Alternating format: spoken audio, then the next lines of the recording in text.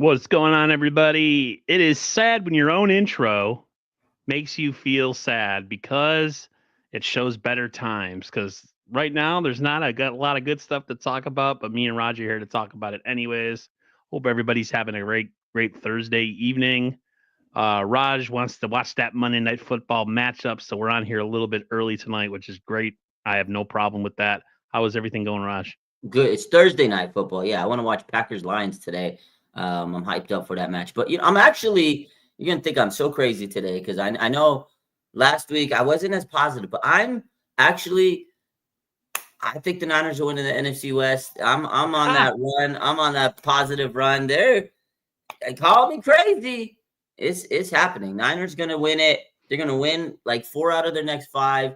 The NFC West is all gonna battle each other up, but we'll talk about it. I'm feeling good. Man, I don't know. I don't know how I feel about that, but I don't feel as confident. I feel like this game is a win probably just because the Bears are bad, but my mind is I've already kind of turned off. I've kind of started looking to the off season, to be honest with you, Raj. Maybe I'm a little early. That is still about 5 games left, so there's some injury news to talk about. We should probably get onto it. It looks like, and I'll let you kind of talk about it. We got looks like Talanoa Hufanga essentially has been cleared to play Sunday against the Chicago Bears. I know Greenlaw's been practicing. It doesn't look like they've exactly done the same thing for Greenlaw, but was Jair Brown that bad, Raj, that they had to bring back Talanoa Hufanga? He really hasn't taken that year 2 leap that we thought, because Talanoa Hufanga in his year 2, he took a leap. He was all pro, right? People forget about that. I know Hufanga hasn't looked good. He came out with the club on his hand. He's like, okay, I got a rep. So he was cleared to practice this week. I don't know if he's going to play, but it's trending in the right direction. Deommodore Lenoir practiced this week. He was upgraded to full. He missed last week. He was limited yesterday. He had a knee issue, so he'll be back. But there are some other big injuries. Obviously, Nick Bosa, he didn't practice today. Trent Williams, he didn't practice today. Aaron Banks, he didn't practice today. But Aaron Banks, to me, honestly, last week, Ben Barch came in, and he played really good. So I'm not too worried about Aaron Banks. He's been banged up all year. Trent Williams, Nick Bosa, those are big. And then obviously earlier in the week, the 49ers lost Christian McCaffrey to the PCL injury and Jordan Mason to the high ankle. Like that was salt on the wounds. It's like, okay, you knew you were losing Christian McCaffrey. That was terrible. I was like, God dang it, man. He came all the way back just to be done for the season. And then on top of it, you lose the running back. That's, his handcuff, his crutch, and he goes onto the IR. Most likely he's going on the IR. They haven't officially done it, but he's going on the IR with a high ankle. Those take about 6 weeks. We know those. Remember in 2020, everybody had a high ankle. And now running back one, the rookie, Isaac Arenda. Yeah. I saw something. I actually have a video to play, but essentially there's people out there that are saying like, hey, did the the Achilles tendonitis have anything to do with the knee injury? And the speculation, I mean, it of course it would be there because of just like how much it had to happen, or he had to go through in order to get back on the field. And then of course, he starts to look like himself in Buffalo in a game that we got absolutely boat raced, and then he gets hurt. And essentially, Nirav Pandya, who's a doctor, he's like the radio doctor. Like he comes on all the shows and talks about any of the injury situations going on. This is what he had to say about the connection or a lack thereof of a connection between the injury and the Achilles tendonitis. I know a lot of people wanted to know this. Is in any way what happened with the PCL potentially related to what he had been dealing with the Achilles tendonitis over the last few months? Yeah, I think they're completely unrelated. I mean, in general, the only way you really do injure your PCL is if you're in a car accident and you're kind of the front part of your shin hits the dashboard, or you have a direct blow on the knee on the ground like he had in that game. So highly unlikely for any kind of Achilles issue to be connected with that PCL. I think it was just bad luck. He fell on it. I don't think there's anything that could have been done to prevent it besides not falling down on really hard ground in the cold. So just one of those unfortunate things that happens to a player, and it happens to be that he had Achilles tendonitis as well too. But I think this would have happened regardless of whether he had Achilles tendonitis or not. Yeah, that's unfortunate. I said the same when I saw the injury. I remember it was hyperflexion, and that's the mechanism of injury for a PCL, because ACL is usually hyperextension with lateral movement, with MCL attached or whatever. And I saw that, I was like, it's not good. That probably PCL, and it's totally unrelated. He's absolutely right. It was probably an isolated incident. Probably, I think the frustrating thing about having CMC back was, Aaron, was he wasn't 100%. He was like trying to get to be where he needed to be. He kind of felt like he was breaking out in Buffalo, and he puts himself in this like position where he wants to be the GOAT. He's like Mamba mentality. He's like, I gotta play. I can't take a playoff. So like, I definitely feel like he was putting himself in tough spots. Like he didn't want to not take plays off. They should have gave Jordan Mason the ball more, or Isaac Randall more. But definitely you can't say that the Achilles was the reason he had that PCL. It's exactly what he said. It is the most bad luck injury, because nobody tears. PCL is so rare compared to ACL in any sport. And like you said, I remember my board exam, the question was, this guy, there was an injury scenario. Answer was PCL, because it was the dashboard car accident injury. Like that is that's like textbook mechanism of injury. So how does it go? Is it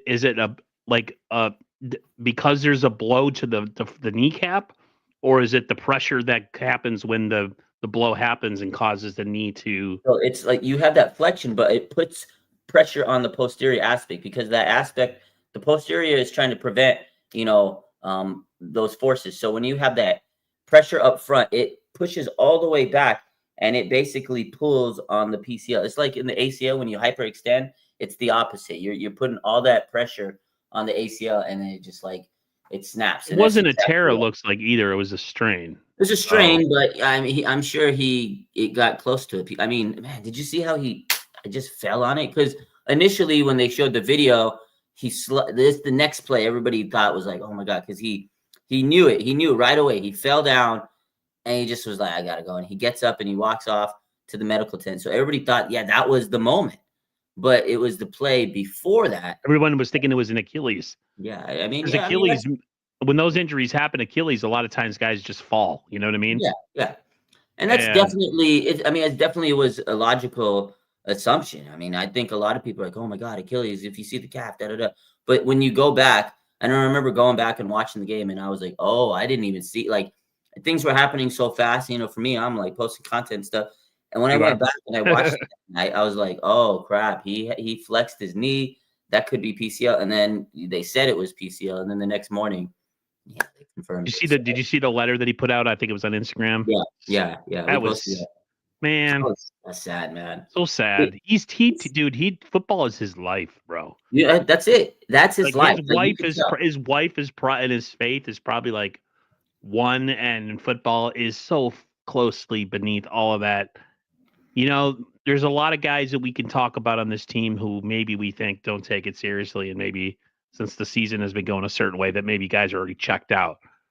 There's certain individuals on this team, him, Warner, Bosa, Brock, like a smattering of other players who take it really, really Kittle. And those are the ones you hurt for the most, because it affects their mental psyche, because football is like an integral part of their life. For some guys, it's a way to make money, and when they get hurt, it's like, oh, like when you see Brandon Ayuk, he doesn't look so sad. He doesn't look real sad right now, being hurt. I see all his content on YouTube and TikTok. He just posts. He doesn't. I don't know. He's weird, man. But yeah, CMC, I'm reading this post.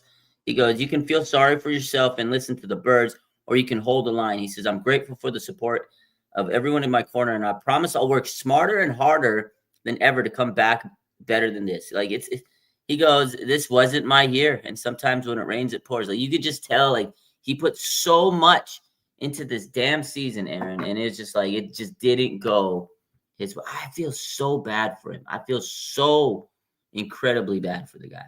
I do. I don't even know how to go about this, but we've had so much. I wanted to talk about the tragedy that has been the 49ers season and just everything that's gone on.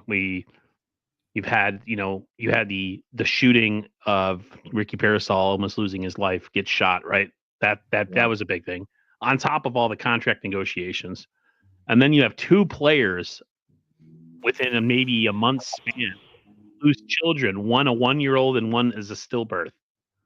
And you start to kind of, I don't know if you've done this, but like, I don't know, it kind of takes a little bit of the sting off of how bad things are being when you realize that like these people are dealing with, otherworldly problems on top of, having a bad year in the profession that they get paid to play in. So it's been, man, people wanted to compare 2020 to 2024. There's no comparison. There's none. Yeah, you're right. Yeah, okay, the season's been tough. There's been injuries, and all the players, Debo, all these. I've been listening to their press conferences, Fred Warner, and they're like, you can't really put on injuries. Like, there's other teams that are injured. Look at the Lions; they got a lot of players that are injured. Like, they're being very respectful, knowing the fact that you can't put it on an injury because they still have great talent in the roster. Diamo Lenore today said, we still have really good players in the roster. Like, we still should be winning these games. They know it. And it's frustrating because there's more to life than just football. And it's showing these guys are not just losing, games because of injuries. They're losing games because of personal issues. And it really puts things into perspective. So, yeah, the season's tough, Aaron. But, I mean, I can't imagine what Mooney Ward's going through. Ricky Persall, what he went through. Trent Williams now, what he's going through. That's so sad. And then today on the one of the press conferences, Chris Forster, the offensive line coach, he revealed that his wife died a week before the freaking Super Bowl, and now he's wearing, his My Claws, My Cleats, his cleats for the game. His shoes are going to be for ovarian cancer to like raise awareness. His wife died a week. So now we know, like, we didn't know this.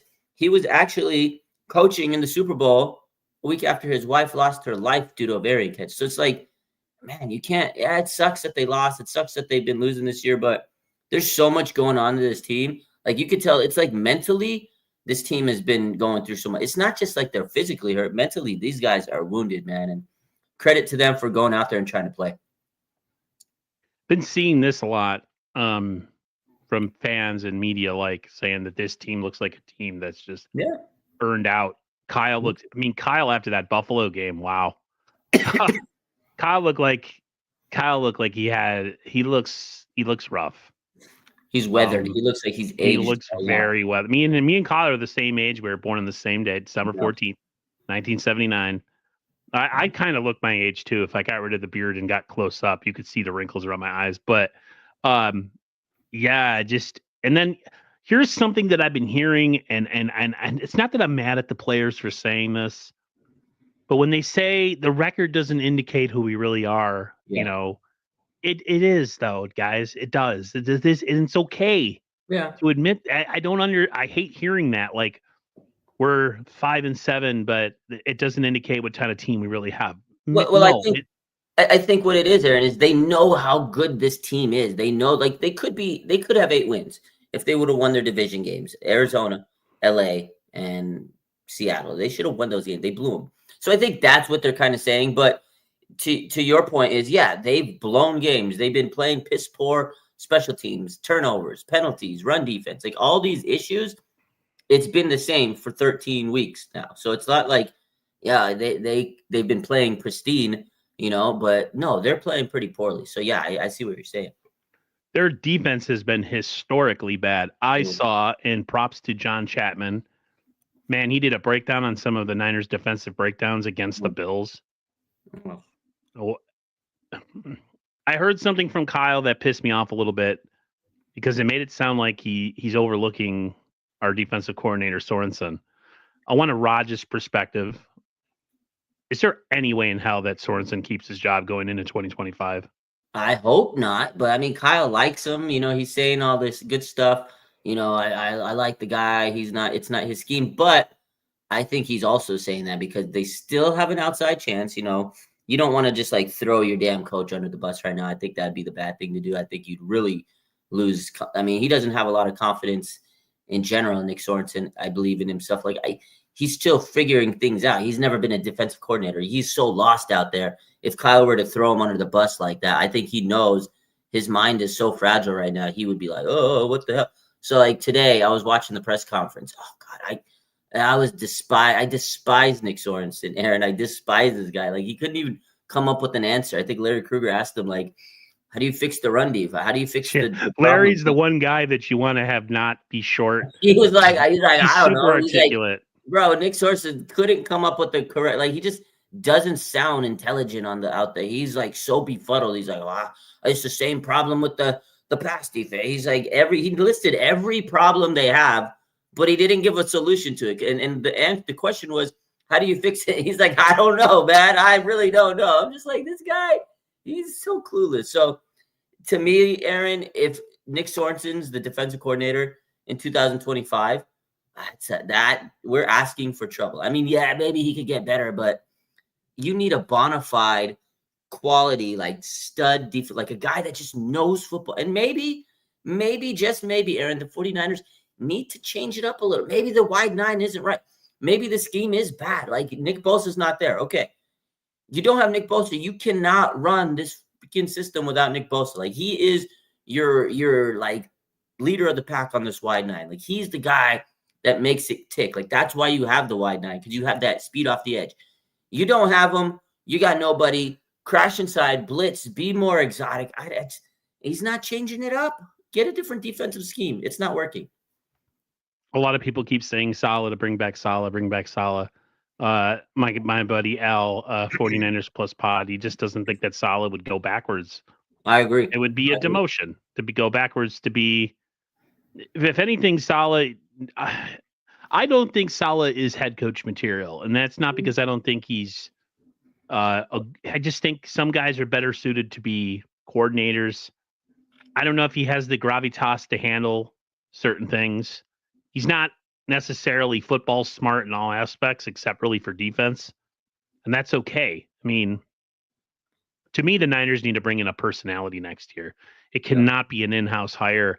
It has to be somebody. And I know we're talking about next year because the defense is historically bad this year. DVOA, all these numbers. People try to make cases of it. Well, this is actually not bad. And guys, it's bad. It's really bad. And yes, they're down a lot of players, but sometimes a smart defensive coordinator can schematically figure out things.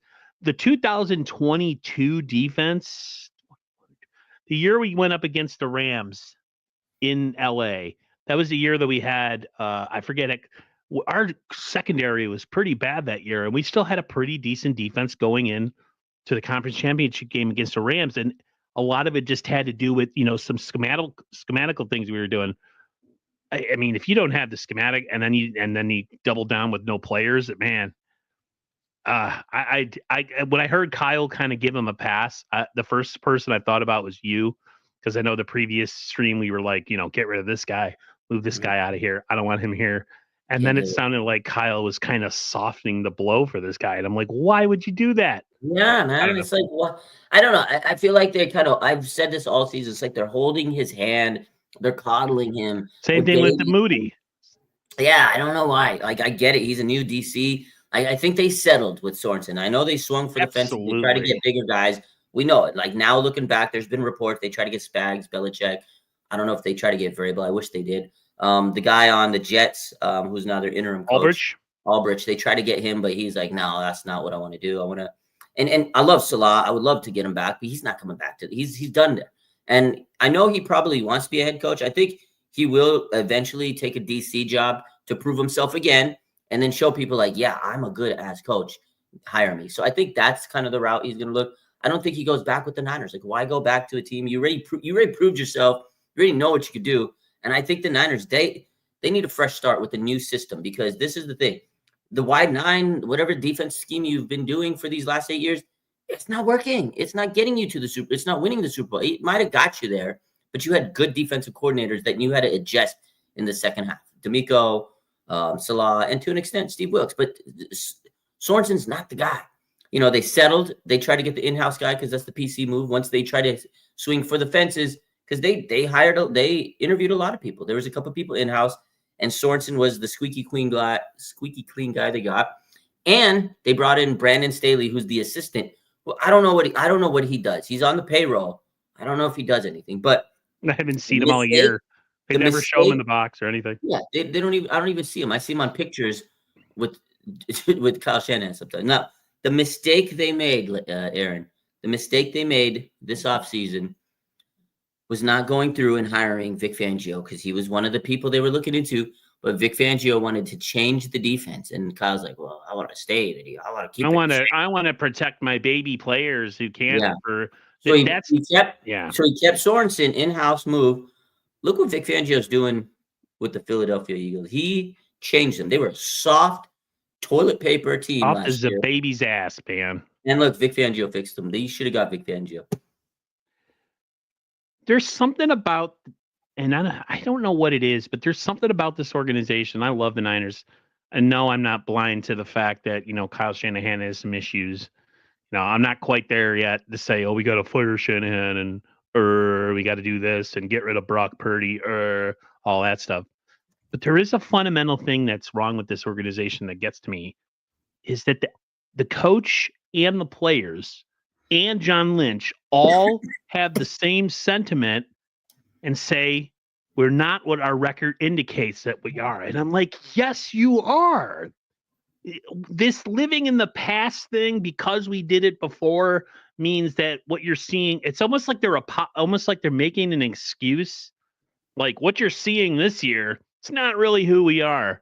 It is who you are. Unfortunately, yeah. Bill Parcells said, and it's a fame. Everybody knows that you are what your record says that you are. Yeah. The Niners were a 500 team all year. They can't hold, like they'd be up in games. They can't hold teams out from scoring at the end. Yeah. They blow leads consistently. Their special teams has been absolutely egregious all season. That mindset, when I listen to it and I love listening to John Lynch interviews on KNBR or 95.7 The Game. All those guys, they all do great jobs, and I love when. But I can't anymore, dude. I can't. I don't know. What is your take on that? Is that just like an organizational, like they all kind of toe the company line? What's up, Bash? I mean, they can't sit there and be doomsday. They can't all be like you, Aaron. Imagine if John Lynch came on KNBR and just started going, no, we aren't what we say we are. Like, they got to give the fans some type of lips. They got. You mean they can't be real with themselves? They have to be fake. They got fans to sell tickets to. They still got to like sell the. At the end of the day, at 5-7, I know they're out. They got to be like me. They got to be like, oh, we still got a chance. We got to win. Like that's the outlook you want to have if you're a franchise owner, a team. It is, and people will come watch. It is hard. Yeah.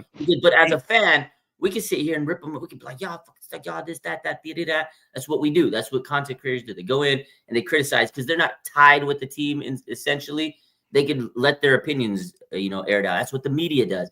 That's even some that are tied with the team still criticize them all the time. Well, yeah, some of them do because that's what their MO. But I mean, the media, the fans outside is going to criticize, but internally, as a team, as a franchise, you got to protect your product, and you have to figure out. I'm sure they're going through meetings, film reviews, and figure it. I'm sure they're pissed, but they have to keep it PC and say, hey, look, man, we know we love our team. I'm sure they love each other. I'm sure they've went to war with each other. They've been to battle. They've been fighting this fight for years together. So yeah, they're like a family. Families get frustrated, but when the media is going to talk to you, you got to keep it 100, and you got to say, look, man, we still believe in Christian McCaffrey. We still believe he could come back. They did. They thought he could come back. We thought he did. He did come back. Just it wasn't his year, like he said. And every player believes they can be that guy, and every week is different. You never know. Look, the Browns, they beat the Ravens this year. They beat the Steelers this year. They had no right beating those teams, but you just never know. If you band together every week, you never know. And then that's what the team needs to do, is give them some hope. Now, if they lose to Chicago, there's definitely no sugarcoating. And John Lynch can just say, hey, look, it wasn't the season we expected. We're not where we want to be. We got to figure it out next year. At that point, if you lose to Chicago this weekend, Aaron, then I think the team's going to switch gears and say, all right, we're going to try and play our best, but we know we got to focus on next year because we're not making the playoffs at this point. If you don't beat Chicago, kiss the season goodbye at this point. I mean, there's still a glimmer of hope, but I don't think they're ready to go down that line yet. There's a lot of questions in the offseason. Brock Purdy, who are they going to keep? Are they going to keep Greenlaw? Are they going to keep Hufanga? And that's why they need to come back because you have to evaluate him. And people are like, oh, shut down Greenlaw, shut down Hufanga.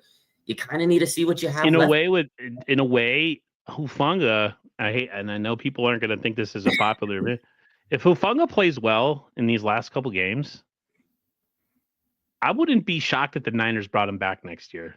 They might on a cheap deal. Yeah, because Jair Brown has taken such a massive step back. His effort against the Bills, his tackling. Damn. I mean, dude, do you want to play? Like putting an arm out there and just kind of letting a guy go by you? Oh, man. I mean, I stayed pretty calm during the game. Yeah, I can do that, and I'm old. I stayed pretty calm during that game, but I was just because I had the game muted because whatever.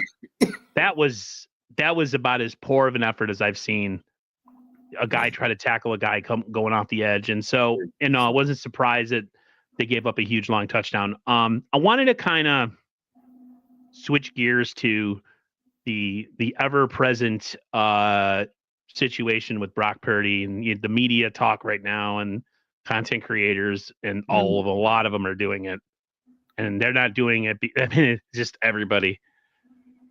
We can't there's no way we can pay Brock $60 million. We can't do this. We can't do that. Maybe they need to, who was the other guy? I think it was Nick Wright said the Niners definitely, because if they pick in the top 10, should look at drafting a quarterback. That was Nick Wright, whatever. They talked about it on, I think it was 95.7 the game. No, actually it might've been, I think it was 95%. And they talked about that situation coming up and having to pay Brock Purdy. So I want to get your comments after. Tim Kawakami with us here, Willard and Dibs. Tim, how do you think this year, with all its complexities, has affected the way the organization views Brock Purdy and plans for next year? Yeah, I mean, it's a week-to-week thing. I think that, they value Brock Purdy. Listen, it's the big picture is that he's won a ton of games. He's put up a huge stats. He's won 4 playoff games. I mean, these are things that are done. They're on the record book. You can't say that about very many quarterbacks in this league, and quarterbacks are expensive. They know this. If he'd had another great year like he had last season, maybe it's $60 million a year. You're going to have to pay it at the top of the market. Probably not that now, but again, he's going to ask for whatever he's going to ask for. If you turn away from Brock Purdy now, where are you? Right? I mean, Sam Darnold's your quarterback next year? I don't think they want to go down that path. I think it's pretty clear that the future is Brock Purdy at quarterback. He's going to turn 25 pretty soon. That's very young for a quarterback who's has many starts as he's had, who's won as many games in as many big environments as he's had. Has he had some iffy moments this season? Absolutely.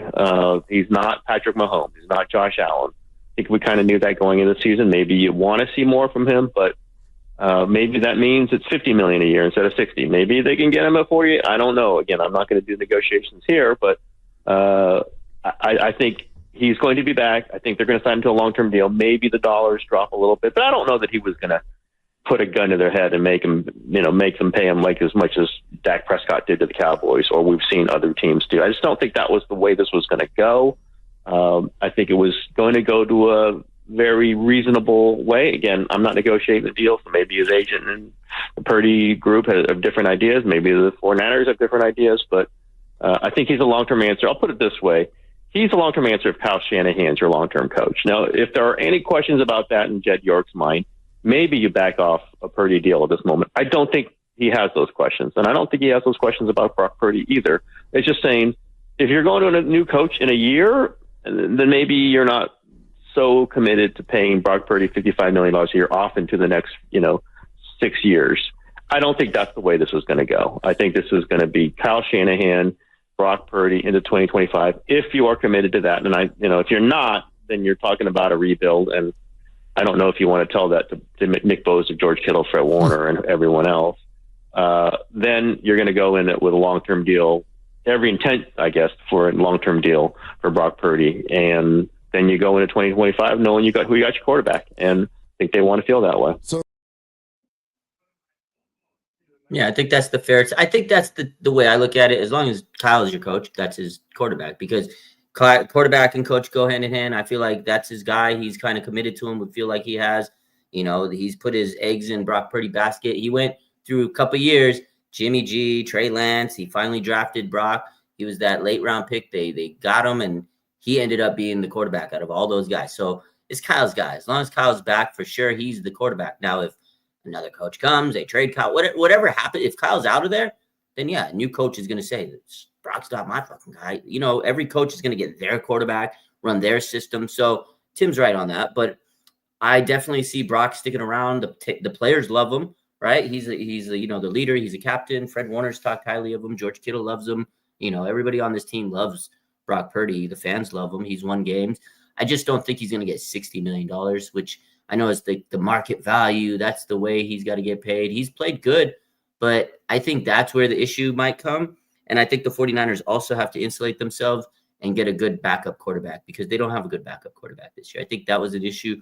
You know, Brandon Allen, Dobbs, maybe he's a good backup. We don't know because they don't give him an opportunity. But that's going to be the key is get a good backup quarterback because injuries have really kind of happened over the years. I know Brock got hurt this year, but it hasn't really impacted him a lot. He's been able to play, but he did have an injury this year. We know the UCL a couple years back in the NFC Championship game. Last year, he had a couple of concussions. So definitely need to make sure you get some good insurance for him. But I don't think they go $60 million, especially if you want to continue to be a contending team. Because over these last couple of years, they had all this highly paid guy, this stacked roster, and a cheap quarterback, right? Now you're going to have to pay your quarterback, but you can't pay him $60 million because then you'll cripple yourself. So I think they'll pay him between $40 to $50 million. I think that's fair. I think that's cool for him. But the other issue is don't wait. Don't get into like the whole, the whole contracts holdouts. Like if they get to that point again with Brock, then we're screwed. If your quarterback isn't in training camp, you're cooked. That's a huge red flag if they take a long time to sign him and they let him kind of flounder out there in the wind. They need to get on that as soon as possible. Kyle, figure out what you're doing. Some people have made a comment like maybe Kyle steps away. He looks burnt out. What happens if he does that? I think anything between 40 and 50 million would be okay. He's not an elite quarterback. We all know that. There's a lot of people out there that seem to think that 49er fans think that we have some sort of second coming of Joe Montana out there at quarterback. We all know that Mahomes and we all know about Lamar Jackson and Joe Burrow and Josh Allen are like the cream of the crop. There's 28 teams in the NFL that have the same issue the 49ers do, and I think a lot of people have to realize that like the best way for the 49ers to compete with Brock Purdy is to build a really good team around him, and he can steer that ship. It's not like with other teams where you can have no talent, but you still have a quarterback that can run around and make plays and do all this crazy stuff. Brock's not that guy, unfortunately, but we already knew that. He can kind of extend plays with his leg. He's shown that more because the old line's been dog trash this year. So the offensive line, listen, if the Niners go into this offseason and prioritize protection on Brock and they go get a future left tackle, start at right tackle with Trent, maybe you get a new center, maybe Ben Bartch, who knows?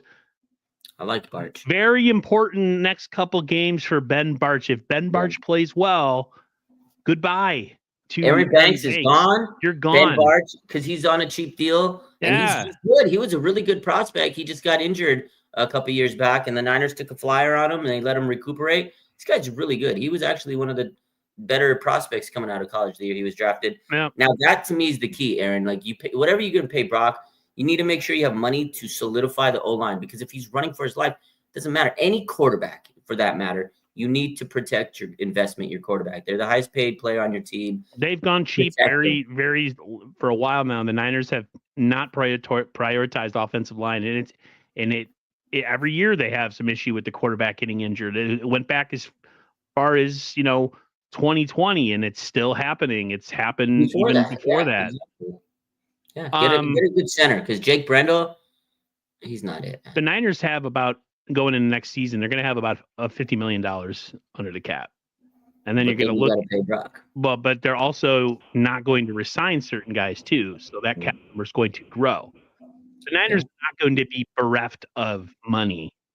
You're right, though. They got to have it. And I have all the confidence in the world that The Niners are really good with their contracts. You look at a lot of 49er contracts, they seem like they're player friendly, but they're usually organizationally friendly. That's just how they do it. The Niners never put themselves in a position, other than maybe say like D Ford and a smattering of other players, where they're holding on to a bunch of money after the fact, after a guy's left their team. So important offseason for Brock. I just think you can't. If you were to back out on Brock now, it would be a huge mistake. Because like he said, you'd have to go on a full-on rebuild. Well, then that's the thing. Yeah, if you pull out on Brock, you're gonna have to hold a whole new quarterback, whole new it's just you've already built this team around Brock. And again, if Kyle's your coach, you need to stick with that. Now, that would be crazy. Now, again, if Kyle leaves, whatever, if something happens, then I could see that coming. But that to me, all signs point to Brock and Kyle being here next year, and they get to roll it and see what they could do again. But build the O-line, fix that D-line. They got to revamp a few things here and there, but yeah, I think Brock's going to be the guy here, and he's done great things. And considering his contract now, and considering where it's probably going to be, this might be one of the biggest leaps in contract in NFL history. I don't know the numbers exactly. I mean, of course, we don't know how much Brock's going for what he's making right now, but I'm sure that's going to be a tweet. That's going to be a post of wow, Brock Purdy went from 1 million to whatever 50 million. It's going to be a talking point. Like, man, this guy made the biggest leap in salary in NFL history, most likely. Like, it's all going to be crazy. It's all going to be part of his story. And I think the Niners are ready to do that. But again, how much will he get paid? That's going to be the question. These next couple of games, like I know a lot of people say, oh, they don't matter, tank. Brock's not going to tank, man. He's going to play his ass off because he's trying to get paid. This contract year, these last 5 games, they matter. They mean something to this man. They mean something to this team. You just got to get people around him to make it matter too. Because it sucks if your quarterback's going out there gun ho on trying to play good, and you got other people who are sulking and carrying themselves around like Debo, who just want the season to be over and don't give 2 shits about anything. I have some players, they say a bunch of stuff when they're talking, but their attitude when they're on the field and their effort and their film on them is completely different. What is your take on all the talk that you get from everybody saying that Kyle Shanahan needs to go? They need to bring in a new coach. What do you say to the people that say that? Because nobody's saying that Kyle is above reproach and that he can't be replaced. That's not what anybody says. I don't say that. But I'm always of the mindset, if you're going to make a move like that, that move has to be almost a guarantee that you're bringing in someone who's going to get us over the top. Yeah, you got to know. It can't be a lateral move like a you know what I mean? Like, what is your take on that? Yeah, I mean, I get it. A lot of fans are frustrated. Kyle's been here for 8 years. He's had 4 winning seasons. This could be his 4th losing season, depending on how it finishes out. Been stressful, a lot of injuries. They haven't got it done. They've went to a lot of big games. Kyle really changed the culture. He did bring winning to this team. He created a good roster, but there's been mistakes. Every team's going to make mistakes.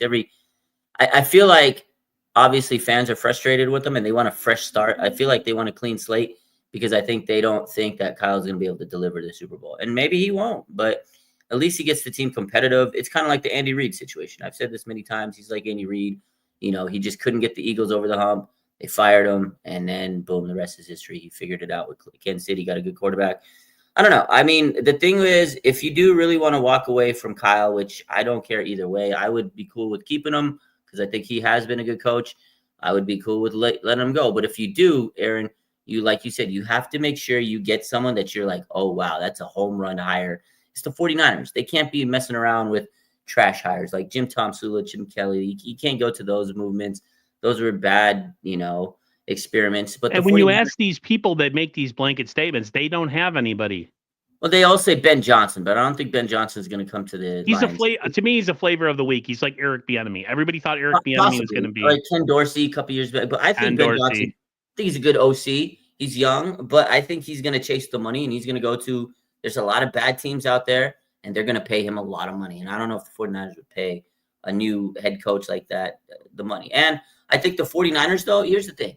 A lot of people are saying, oh, you get rid of Kyle, you're going to go back to those Jim Tomsula days and blah, blah, blah. I don't think that. I think the Niners are very – Well, it depends on if these coaches want certain – because you have to remember, Raj, the new coach has no allegiance to players. Yeah, well, that's what I'm saying. So, Right. and I know fans can't get over know like losses and all that. Like they're traumatized of all the losses, and they see that all the time. They see Kyle's face. They see the loss of the fucking Super Bowl. Like I get it, but if you get this is what my whole point is, Aaron, and I'm getting to it is the 49ers are a attractive destination. If you get rid of Kyle Shanahan, and he'll get a job pretty quickly. I know everybody says that you'll be unemployed for 2 seconds. I understand that. I get that. Okay, whatever.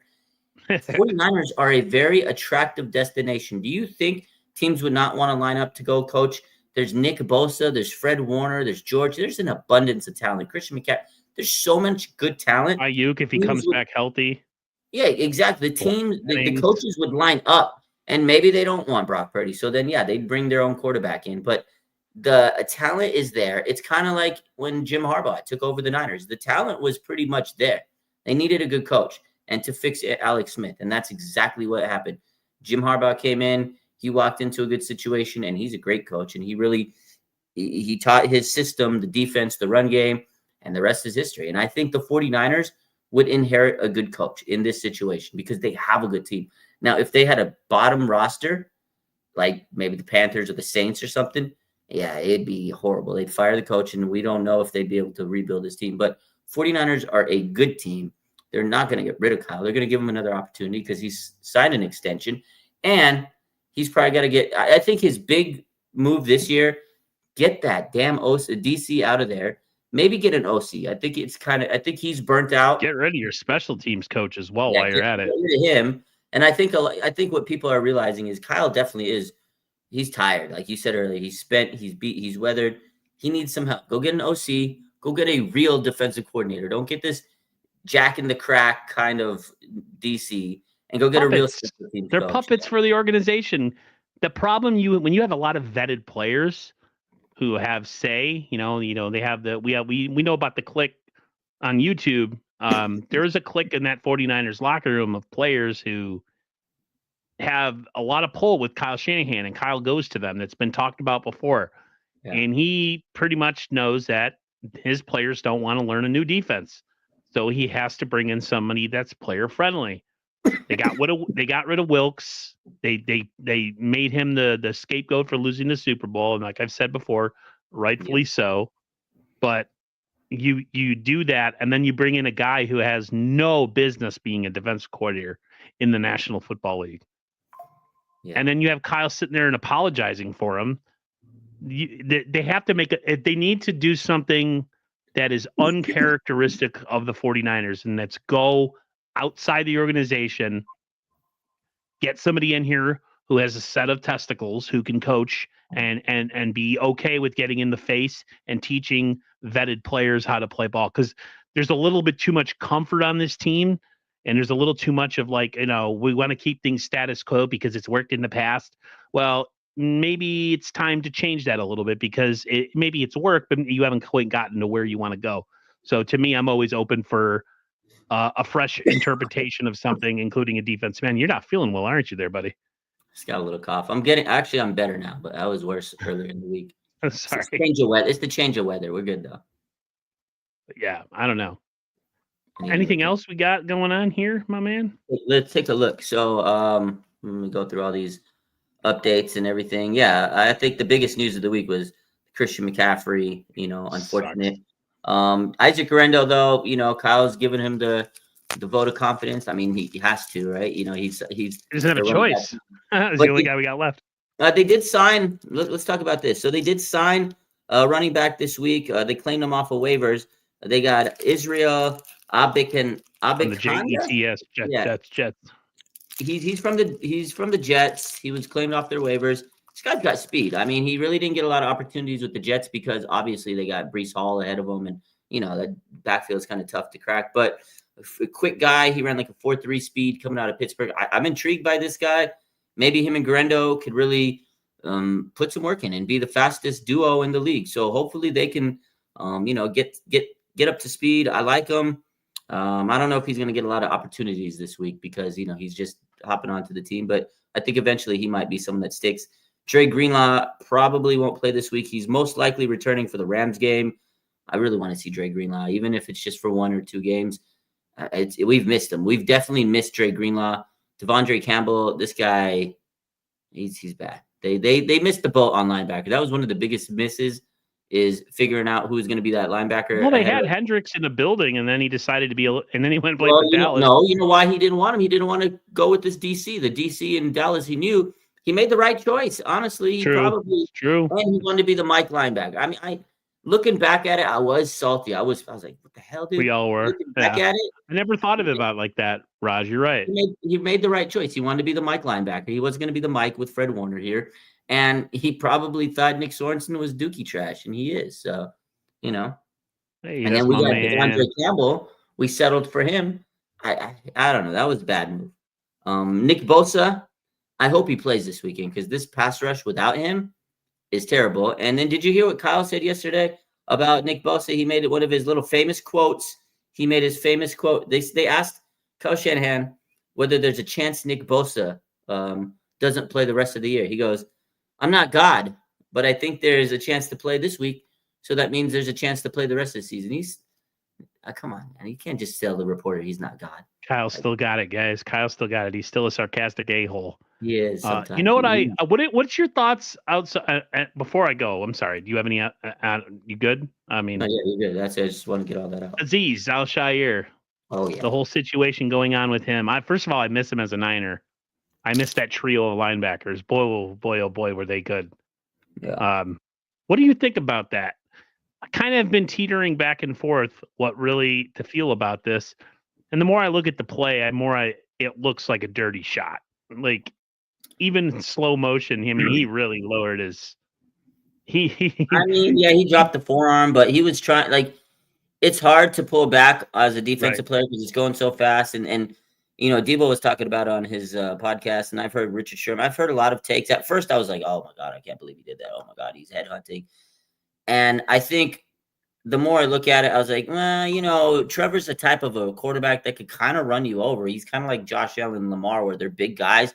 They can run you down. But at the same time, he also likes to dive, and it's tough as a defender because you're going in, and then all of a sudden he dives. You're like, oh, shit. You can't just, change your trajectory in that second. So it's hard. I think they got to get rid of that slide, man, because that's kind of dangerous. They need to make quarterbacks tackleable just like everybody else, and then that'll cause a lot of stuff to stop. It's and Tom Brady made a good point. At first, I was like, no, and then I looked at it.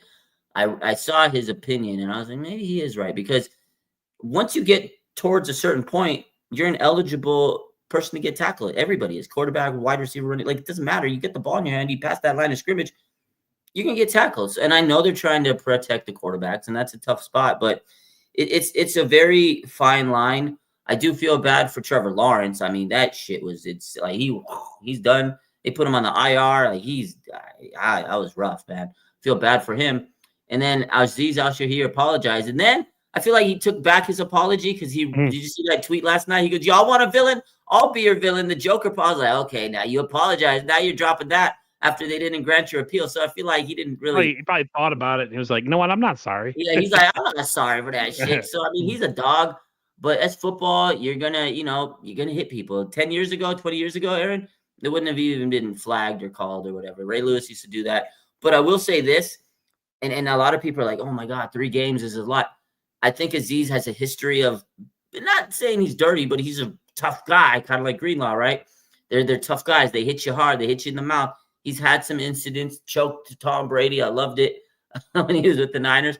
He hit Caleb Williams. There's another play. I can't remember the player, but he hits him on a sideline scuffle, and then now this play with Trevor Lawrence. So because of all those things, I feel like the league's like, well, we kind of owe it to you to suspend you for 3 games. And, Azeez, he felt a certain way. So that's why he made that post last night. And he's like, y'all want a villain? I'm the fucking villain then.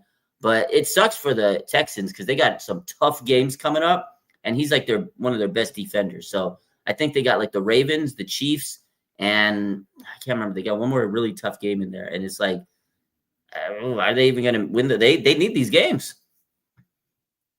I was just thinking of that 49ers red zone. Yeah. Patrick Willis hit on Brad Smith. Dude, he got bent over like a lawn chair. He says, Raj, what if Brock calls audibles without Kyle's permission? And it worked. Would Kyle poop his pants or open the leash? That's a good question. I think he would poop at first, and then the next time Brock does it and he gets it and it works again, I think Kyle will say, okay, well, maybe I got to trust him. I feel that's the one issue I feel with Kyle in the offense is he's so rigid, he's so strict, like he doesn't want anybody, going away from what he wants. We all know he's kind of he's got that ego and everything, and that's why he never really wanted to have an OC, and that's the thing. He wants to control things. I do feel like he should give Brock a little bit more freedom. If you're going to pay this man $50 million, he should be able to call an audible. What do you think of Nick Wright's statement that he made that the Niners should go into the top 10 in the draft and draft the quarterback? I mean, Nick Wright's been the D1 hater from day one. He's a hater of Brock. He doesn't believe in him. I don't think you need a quarterback. If you're going to go in top 10, please don't get a quarterback. Niners have so many. Somebody made a comment somebody in the comments made a good point. He's like, Brock's not the only one having a down year. This whole team is. Yeah. This isn't a Brock Purdy problem. This is a 49ers organizational issue. They need to get more talent on their defensive lines. This is going to be a little bit of a retooling and establishing and like getting some fresh blood in this place, whether it's free agents or draft picks. The Niners have gotten a little old. Yeah. They've had a good run, and now it's time to look what the Eagles did last year. Eagles lost their last 7 games. Yeah, they were terrible. They were kind of the same. They kind of fell apart. A lot of injuries. It just didn't finger pointing, everything. Yeah, they thought Sirianni was going to be on the way out, just like we think Kyle's going to be on the way out. They kind of revamped. They got Saquon Barkley, fixed them up. Jalen Hurts didn't have a great season, but now everybody's saying, oh, he's MVP candidate, whatever. It's kind of like Brock, man. Brock had a great couple years. He's having a down year. That happens sometimes. I think the Niners, there's a few things, like we said, that they can fix and iron out. They can get back to that, but they definitely need to retool some stuff. If they were to trade up for a top 10 pick and get a quarterback, you're just throwing away there's so many issues that you can fix on this team. Like you're wasting resources. You need an offensive lineman. You need an edge rusher. You'd be setting your team so far back, Aaron. He's so stupid, man. Nick Wright said LeBron was the GOAT back in 2016. I never took what he said seriously again. He has an agenda and is willing to sell his soul for it. Yeah. Thank you. I don't like him either.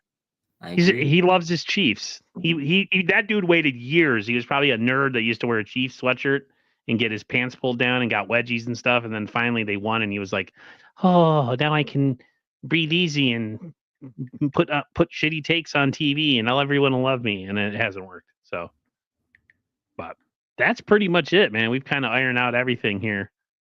Let's see. Real quick, let's get to the Chicago game.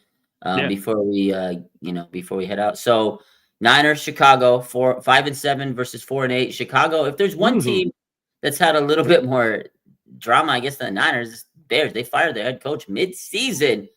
Niners win this game. You think they can win? Although the Bears have played pretty close their last few games. I mean, the Niners have enough players on offense. I think that they could win this game. The Niners. The Bears have played pretty close their last few games. Caleb Williams is looking pretty good these last couple of games, but he's a rookie. Their O-line's really bad. He's overall through the season, he's the most sacked quarterback. So if Nick Bosa can play, that's huge for this team. But I don't know. What do you think? You think the Bears win this game? You think the Niners win this game? What do you think? It's going to be close. I have no doubt in my mind the Niners can't blow out anybody. The Niners haven't been able to pull away from anybody, and the Niners have been inept in run. The two things that stands out with the 49ers this year is they can't score in the red zone and they can't stop anybody in the red zone. So to me, that spells close game. If the Niners can score some points, could be a shootout. But I think because it's the Bears and they're that bad, I say Niners win. But I wouldn't be shocked if they went the other way at this point. That would be the final nail in the coffin for this season. I think you'll start to see some business decisions be made about the organization as far as guys playing or maybe being shut down and stuff, especially if they are eliminated essentially from playoff contention. How much are you going to see of certain guys? That's all so this game has a lot riding on it. Like I said, the players keep repeating the same stuff about who we are is not what we're representing. Like who you've been seeing on the field is not what we are or whatever crap. So they have another week to go prove me wrong, but we'll see. Yeah, I know you're absolutely right. It's gonna be a tough one. I think honestly, it's gonna be closer than I initially thought a couple of weeks ago. Yes. Chicago has a good defense, man. They keep them in games. It's all on Caleb in this offense. Can they get things moving? Can they, keep him upright? But with the 49ers, they really haven't had a pass rush. We talked about Nick Sorensen in detail today. Can he figure out how to get to the damn quarterback? I don't know if he can. Caleb's been playing hot lately. If the 49ers lose this game to Chicago, I think you're right. I think players like Nick Bosa, Trent Williams, probably not going to play in the rest of these couple of games. They don't want to risk themselves. They've been injured. Why put yourself through it if I'm Trent Williams or Javarius Ward, I don't even know how you go about caring about football, because when my dad passed away, I was in and out of work for a while. I couldn't.